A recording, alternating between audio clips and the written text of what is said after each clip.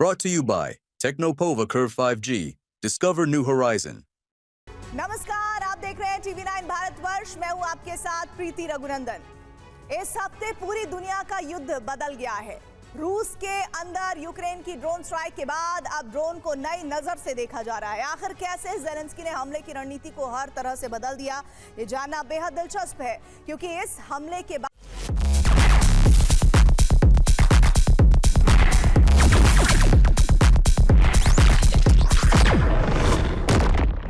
ही Trump तक ने ऐलान कर दिया कि पुतिन यूक्रेन पर हमला करने की नई रणनीति बना रहे हैं, जो पिछले 3 दिन से नजर भी आ रही है। आखिर कैसे ज़ेलेंस्की के ड्रोन ने दुनिया भर में जंग को नई शक्ल दे दी है, इस बार के न्यूज मेकर में जानने की कोशिश करते हैं।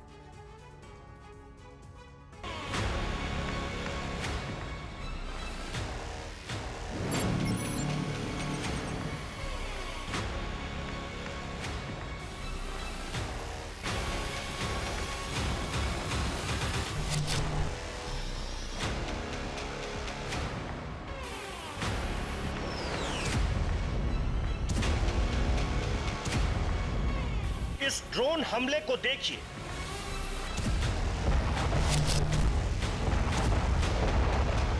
रूस और यूक्रेन में चल रही 3 साल से ज्यादा जंग में ये रूस को सबसे बड़ा नुकसान और इस जंग का सबसे बड़ा मोड़ माना जा रहा है।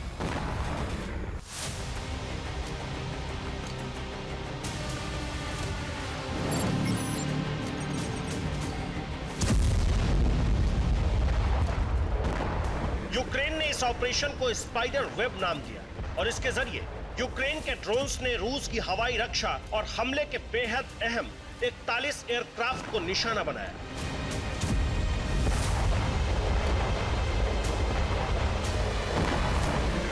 जिसमें TU-95, TU-22M3 और TU-160 जैसे स्ट्रेटेजिक बॉम्बर और निगरानी के लिए इस्तेमाल होने वाला A-50 प्लेन तबाह हो गए।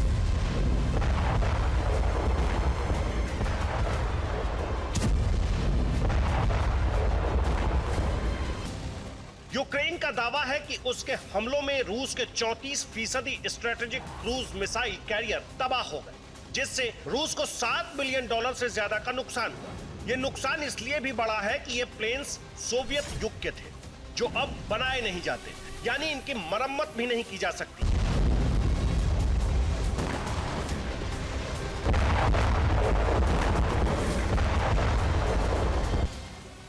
सवाल ये कि यूक्रेन के इन सस्ते ड्रोन्स, जिनकी कीमत $2000 से भी कम है, कैसे पिछले कुछ साल में जंग के सबसे सस्ते लेकिन खतरनाक हथियार बन गए।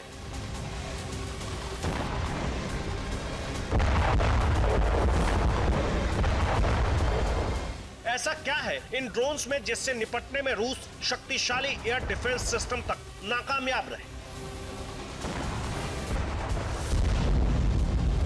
ये ड्रोन ने युद्ध बदल दिया। सारी दुनिया देख रही है कि एक $4000 का ड्रोन और $1 बिलियन के रशिया के बॉम्बर को नष्ट कर देता है।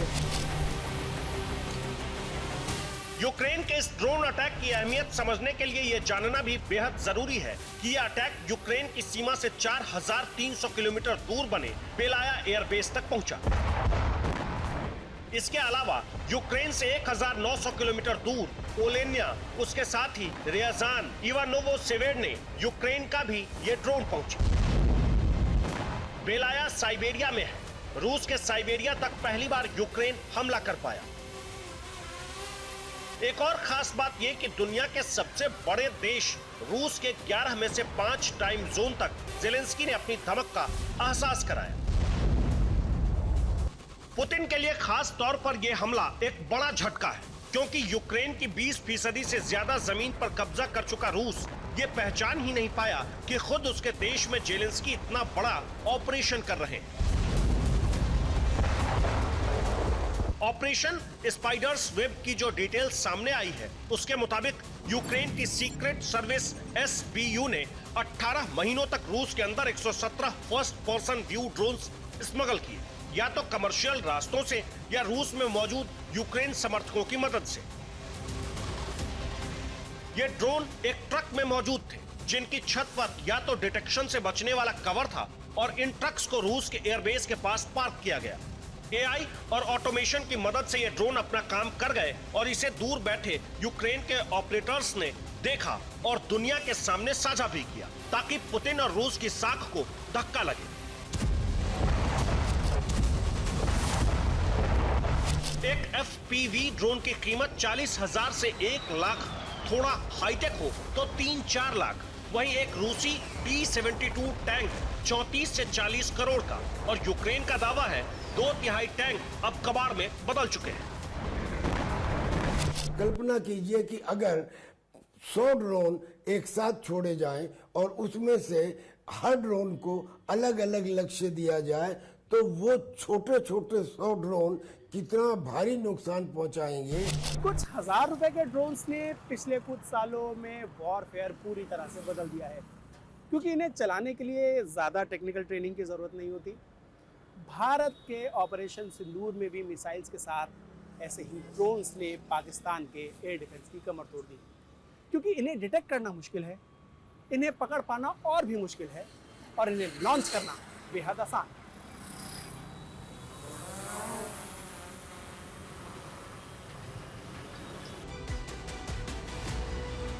ये स्काई ट्राइकर ड्रोन है, बेंगलुरु में बना। ये 5 से 10 किलो बारूद 100 किलोमीटर तक ले जा सकता है।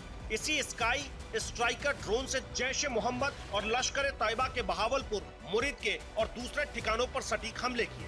कम आवाज, अपने आप रास्ते तलाशने और खामोशी से सटीक निशाने की खासियत देखते हुए ही भारतीय सेना ने 2021 में ऐसे 100 ड्रोन्स अपने बेड़े में शामिल किए।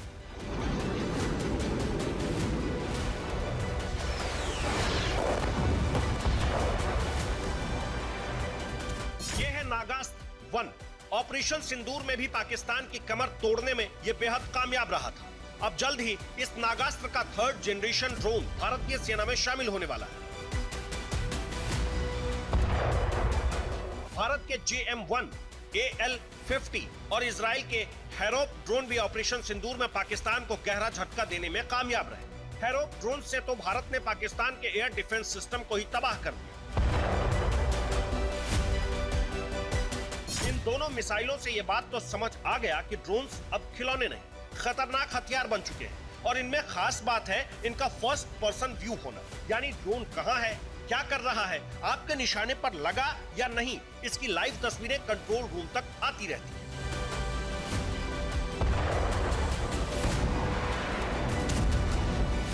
वो पिक्चर लेता है, रियल टाइम पिक्चर गॉगल्स में जो उसके ऑपरेटर ने पहनी होती है उसके पास आ जाती है, और जब ड्रोन डिसाइड करता है वहाँ पे वो अटैक कर देता है। ये दूसरे ड्रोन से अलग है, क्योंकि जो दूसरे ड्रोन है they are controlled by operator and here the decision are taken by the FPV drone. कुछ साल पहले तक खबरें आती थी कि देशों ने नए और बड़े हथियार बना लिए हैं, जिसमें लगी है नई तकनीक, जिसमें है ज़्यादा मारक क्षमता, और जिसके डेवलपमेंट पर खर्च हुए अरबों रुपए। लेकिन पिछले कुछ सालों में एक नई क्रांति आई, हार्डवेयर, सॉफ्टवेयर और AI, जिसके बाद ऐसे छोटे ड्रोन्स दुश्मन को ज़्यादा नुकसान पहुंचाने में लगे, क्योंकि जंग का एक नियम है, दुश्मन को ज़्यादा से ज़्यादा नुकसान पहुंचाना। ड्रोन की कहानी 1944 से शुरू।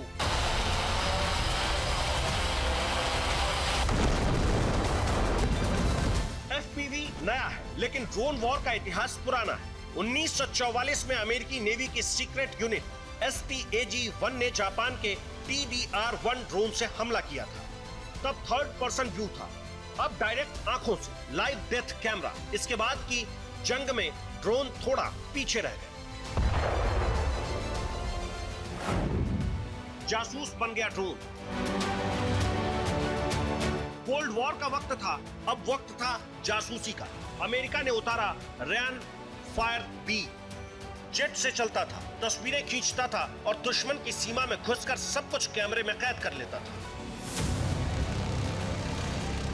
वियतनाम वॉर में फायर B ने 3400 से ज्यादा मिशन पूरे किए। सोवियत संघ भी पीछे नहीं रहा, Tu-143 जैसे ड्रोन लॉन्च किए। लेकिन फिर आया असली गेम चेंजर, इजराइल। 1982 की लेबनान जंग में मस्टिफ और स्कॉट ने लाइव वीडियो फीड दी, दुश्मन की पोजीशन बताई और सटीक मिसाइल स्ट्राइक करवाई।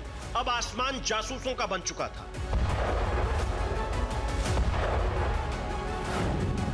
प्रीडेटर बना शिकारी।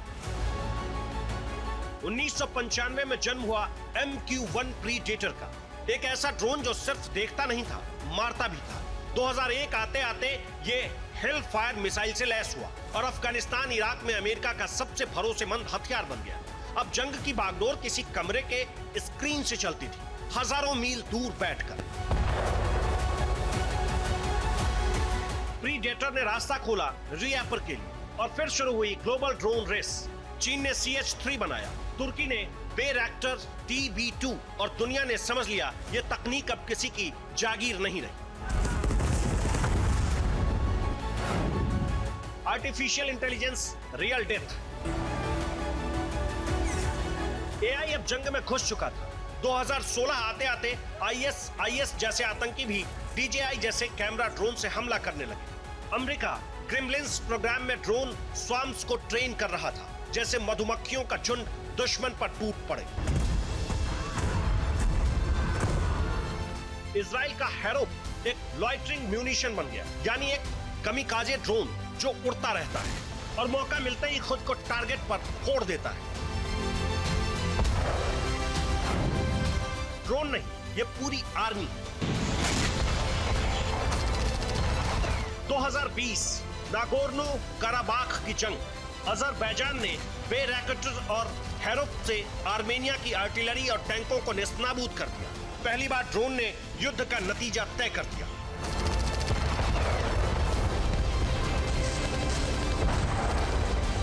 (2022 से 2025 तक रूस यूक्रेन की जंग ने ड्रोन वॉर को इतिहास की किताब में जगह दिला दी। 70% नुकसान ड्रोन से हुआ।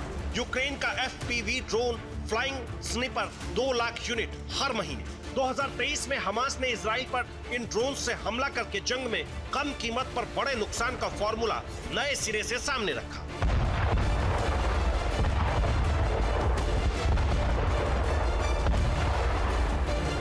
अमेरिका और इजराइल जैसे देश तो ड्रोन का इस्तेमाल सैन्य ठिकानों पर कर रहे थे, लेकिन भारतीय दर्शकों में फिल्म 3 इडियट्स ने सबसे पहले ड्रोन की एक झलक दिखाई। लेकिन इसके बाद ड्रोन एक व्लॉगिंग का टूल बन गया, दंगों की निगरानी और रोकथाम के लिए भी इस्तेमाल होने लगा।